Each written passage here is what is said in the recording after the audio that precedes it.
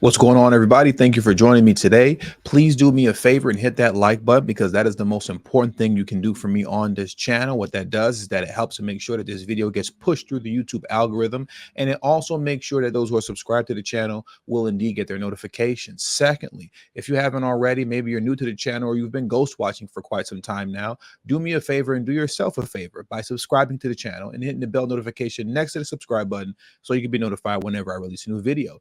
And lastly, please make sure you share this video out on your social media platforms to inform your family and friends about this news and content. And it also assists me within the YouTube algorithm. And with all that being said, let's get into today's news. Now, an individual, one of Biden's migrants, that is, who was involved allegedly in the police beating at Times Square, has been rearrested on burglary charges. So what I want to do right now is get into this news clip for additional information, and I want us to unpack what we're seeing here and what we're hearing. So let's dive into this right now. And this morning, we're following new developments in the brutal beating of two police officers near Times Square by migrants. The NYPD announcing new arrests in that attack. Two suspects set to face a judge as soon as today. Fox 5's Briella Tomasetti is live at Queens Criminal Court in Kew Gardens with what we know. Good morning, Briella. Yeah, Dan and Tashani, good morning to both of you. So 8 people in total have now been charged in connection with that Times Square attack. The Manhattan DA's office is still looking for several more. Darwin Gomez-Izquiel was, well, actually, I should say he walked out of jail. He was rearrested for robbery, and he appeared before a judge here in Queens late yesterday. No, they have no remorse. They have no regard for police officers. They have no regard for law and order. Patrick Hendry, head of the police union, offered those blunt remarks to reporters as he waited for Darwin Gomez-Izquiel to go before a judge in Queens. The 19-year-old migrant was arrested for his alleged role in the January 27th attack on police officers in Times Square and released without bail. He's back in. Remember, he should have received bail, but Alvin Braggs chose not to do that because his name isn't Donald Trump or Jonathan Majors, for that matter. Let me rewind that back just a little bit. 19-year-old migrant was arrested for his alleged role in the January 27th attack on police officers in Times Square and released without bail. He's back in the system again in connection with a shoplifting incident at the Queens Center Mall. Police say Gomez-Izquiel was part of a group that stole hundreds of dollars of clothing from Macy's and claim he punched an employee who tried to stop them. Okay, so let's stop right there. What we're seeing here and recognizing with Biden's migrants is that many of them are coming into the country and form criminal gangs to which they operate as an organized criminal gang now, hitting retail stores, stealing people's cell phones, and basically just simply terrorizing the citizens of said city. Particularly in New York, we're seeing this a lot. It's happening in Chicago as well, and Washington, D.C., and other cities. But there seems to be a specific focus and a magnet that's drawing Biden's migrants to New York. And then upon arrival, they begin forming these criminal gangs and begin to wreak havoc on the city. A lot of times when this stuff is discussed, they'll discuss it, the news, in a way in which they say Biden's migrants are getting recruited. But that's simply to draw some sort of sympathy, as if they're being taken advantage of. That's not what's happening. No one's being taken advantage of. As you can see, this individual here came here to commit crime. Plain and simple. You already were lucky enough, right, for your name to not be Donald Trump or Jonathan Majors. So Alvin Braggs let you skate without bail after allegedly assaulting a police officer. And you would think that after that, this individual would lay low, keep quiet, and keep a cool head. No. What does he do? He goes back out with his criminal gang to steal out of retail stores. And then number two, the thing that I want to focus on right now, not only did he go back out to participate in theft and burglary, but when an employee attempted to stop him, he allegedly punched the employee in the face.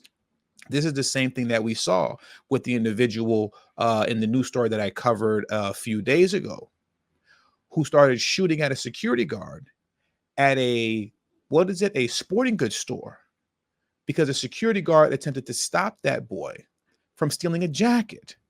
We also saw a similar situation in New York City. All of this is in New York City, where there was a migrant shelter. I can't remember where the location was, but many of you may remember I spoke on this not too long ago, where a fight broke out at a migrant shelter. The security guard attempted to break the fight up. In his attempt to break the fight up, Biden's migrants then turned on a security guard. And the security guard, in self-defense, pulled his firearm out. Now, he didn't point it at Biden's migrants. He pointed it at the ground just to let everybody know, you all need to back up. But the point is that we're seeing case after case after case repeatedly of Biden's migrants forming criminal gangs in New York City and having no respect for authority at all whatsoever, whether it's the NYPD or just a local security guard who's getting paid a minimum wage, who's just trying to get through the day.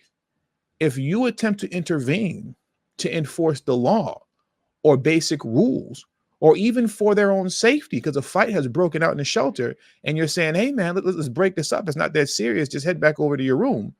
All of a sudden you find yourself the victim of Biden's migrants. So let's pay attention to these patterns that are occurring here. I want us to make sure that we're keeping up with this. Now let's get back into the news clip.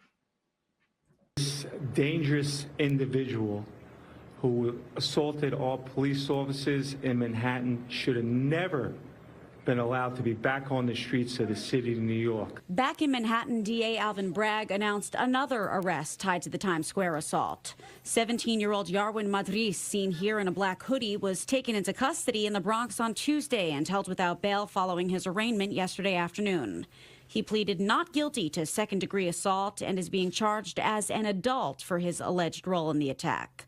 Madris was found hiding out in an apartment with his co-defendants in the Times Square beating, 21-year-old Wilson Juarez and 19-year-old Kelvin Servita Arocha. The DA's office had initially released the pair without bail. They were detained by federal agents and will stay in ICE custody until their next court appearance is scheduled for tomorrow. I'm curious to know if those two who got detained by ICE, if NYPD actually cooperated with ICE, because they're not supposed to, because New York City is a sanctuary city, and sanctuary cities, as we're seeing being proven in real time, sanctuary cities protect criminal migrants. It's really what happens in sanctuary cities. You get arrested, ICE issues a detainer for you. NYPD says, hey man, we're not allowed to cooperate with you, so we're not going to honor this detainer and we're not going to give this criminal over to you. What we're going to do is that we're going to release him out into the streets, and good luck, catch him if you can. I'm assuming that that's what happened. The good luck, catch him if you can scenario happened, and they actually caught those two individuals. 8 people have now been arrested in connection to the Times Square case. The most recent suspect, 21-year-old Ulises Bojorquez, was picked up yesterday morning at the Randall's Island migrant shelter. He's being charged with assault on a police officer and is awaiting arraignment in Lower Manhattan. Randall Island's migrant shelter is another shelter where an altercation occurred, where Biden's migrants started fighting. Security attempted to break the situation up, and then the migrants turned on security. You saw this on video camera. But then one of Biden's migrants got stabbed in the neck, and they blamed it on a security guard, though that was never proven to be true, because it wasn't true. Simple and plain. It wasn't true. But they blamed it on a security guard, even though there was no proof of a security guard stabbing any migrants. That just didn't happen.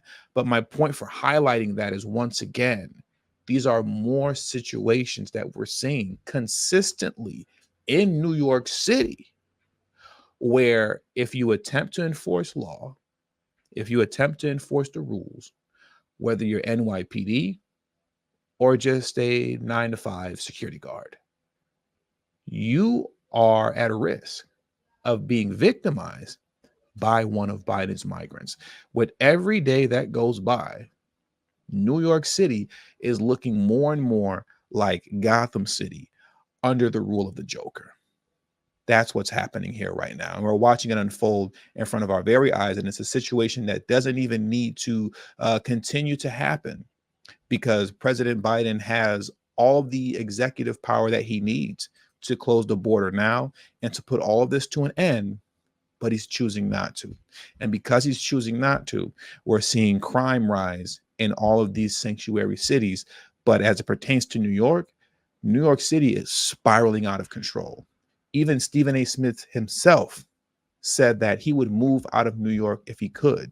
He desperately wants to. The only reason that he's still staying there is because of his daughter.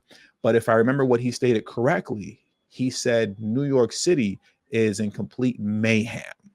Those were his words.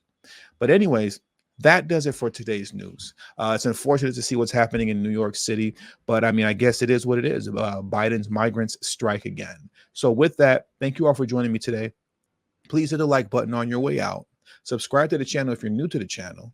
Share this video out on your social media platforms and follow me on Telegram at TD Media Group. If you're watching the premiere, the Telegram link will be pinned in the live chat. If you're watching a replay of this, the Telegram link will be in the description box below, as well as pinned in the comment section. And until the next video, peace. Have a great afternoon.